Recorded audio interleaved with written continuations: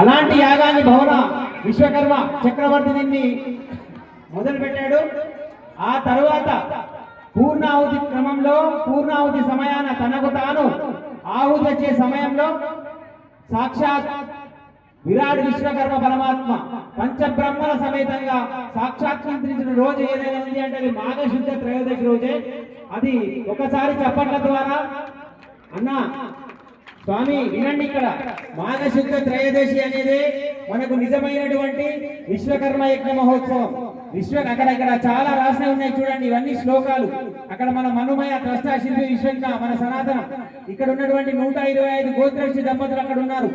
గీతలో ఏం చెప్పారు, మనం ఏమనుకుంటామంటే ఆదిగురు ఎవరు అంటే వ్యాసుడు అని చెప్తాం, కానీ నిజానికి ఈ భూమండలానికి ఆదిగురు ఎవరంటే సానక బ్రహ్మర్షి. అది వేదోక్తంగా అక్కడ రాసింది, మీరు చూసుకోవచ్చు. ఇక్కడ ఇవన్నీ ఉన్నాయి.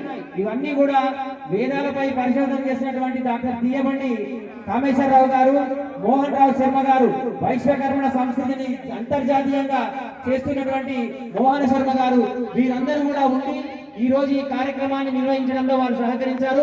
అన్నిటికంటే ముందు మీకు వచ్చినటువంటి పాంప్లెట్ లో ఏదైతే సమాచారం అందించడం జరిగిందో అక్కడ చూడండి, ఏ భూమి యందు యజ్ఞ వేదికను నిర్మించి విశ్వ బ్రాహ్మణ వంశీయులకు సానక సనాతన అహబూన ప్రత్త సువర్ణాది బ్రహ్మర్షి గోత్రీకులైనటువంటి వారసులు ఎవరైతే యజ్ఞాలు యాగాలు చేస్తారో ఆ భూమి సమృద్ధి చెందుతుంది, ఆహార సమృద్ధి చెందుతుందని చెప్పేసి అక్కడ కృష్ణ యజుర్వేదీయ మంత్రం అధర్వణ మంత్రము 12వ మండలం 1వ మంత్రం 13వ శ్లోకం క్లియర్ గా అధర్వణ వేదంలో చెప్పబడి ఉంది.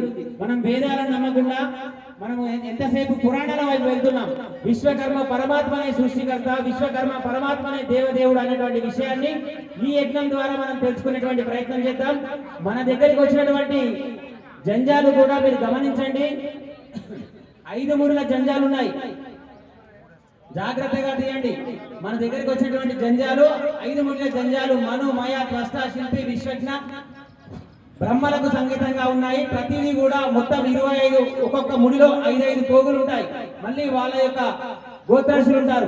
సో మొత్తం 25 ముడులు ఉంటాయి. మొత్తం ఓవరాల్ గా వాటిని తీసి చూస్తే 125 పోగులు ఉంటాయి.